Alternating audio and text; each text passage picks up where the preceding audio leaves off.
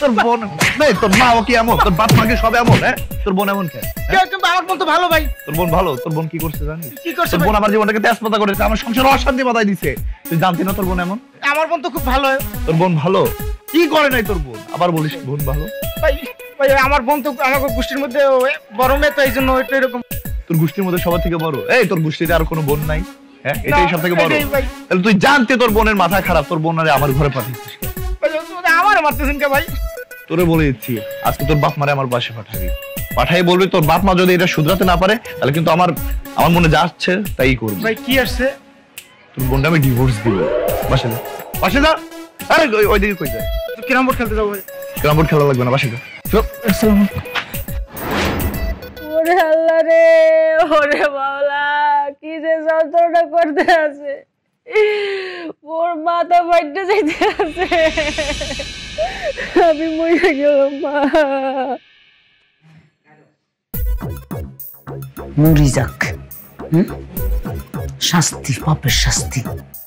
আমার আর কেউ নাই।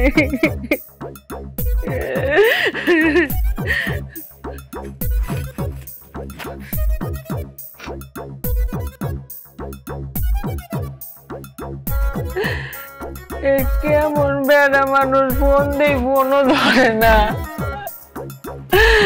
ও মা, মুই মনের বাঁচবো না। পাপ করলে তো শাস্তি ভোগ করা লাগবেই। ওরে শীত বাবা, আমার শীত লাগতেছে, কেউ একটা মনে কাঁথা দিয়ে জানাবা।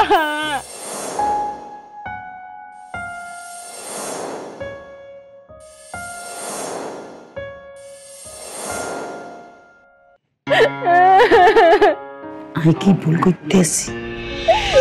আমার আব্বা আম্মা কেউ নাই, আমার কেউ কাঁথা দিয়ে যাও। ও আল্লাহ,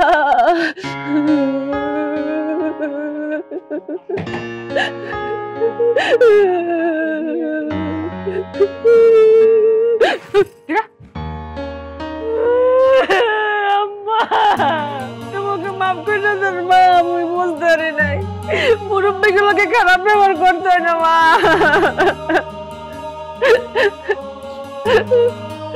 মাতিও না, এসব কথা মাতিও না, আমি সব ভুলে গেছি। মামা আর উচিত হয় না তোমার লগে খারাপ ব্যবহার করো। আরে তুই মাফ করে দিও। আমি কি করব মা, মায়েরা কোনো সন্তানের কাছে মাফ চাই না মা। আমি এই দিনটার অপেক্ষায় ছিলাম। মা, ঝগড়া কোনোদিন সংসারে সুখ দিতে পারে না, বরং আরো ক্ষতি করে, সমাজের বুকে মানহানি করে। এক্সের কথাটা ঠিক বলছো, খালি সম্মানই হানি করে না, মানুষের মনুষ্যত্ব নষ্ট করিয়ে দেয়।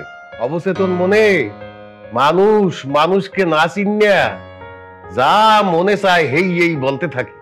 রাস্তাঘাটে দেখি শিক্ষিত অশিক্ষিত উভয় বাপ মা তুলিয়া গালাগালি করে।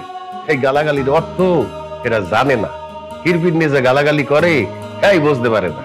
মা, তুমি আর কখনো আব্বাকে ছোট করে কথা বলবা না, তাহলে কিন্তু আমি বাবাকে নিয়ে, তোমার বৌমাকে নিয়ে এই বাসা ছেড়ে চলে যাব। বাবা রে, আরে আর শরম দিস না, আমি বুঝছি, আমি বুঝছি। তোমার বৌমাকে ওষুধটা খাও। বাবা শুধু তাই না, যারা ঝগড়া করে গালাগালি করে তারা আস্তে আস্তে না মানসিক রোগীতে পরিণত হয়। একটা সময় দেখা যাবে ঝগড়া করতে করতে তাদের মুখ দিয়ে না কখনো ভালো কথা বের হয় না, কোনো ভালো কথা বলতে গেলেও তাদের মুখ থেকে গালি বের হবে। আমাদের এই দেশে না একটা আইন হওয়া উচিত, ভাসমান আইন হওয়া উচিত। যারা গালি দেয়, ঝগড়া করে, তাদের আইনের আওতায় এনে না শাস্তি দেওয়া উচিত, যেন এই সোনার বাংলায় আমার মায়ের ভাষা বিকৃতি না হয়। এই ভাষার জন্য জীবন দিয়েছে কত শহীদ, আর আমরা এই ভাষাকে অপব্যবহার করছি।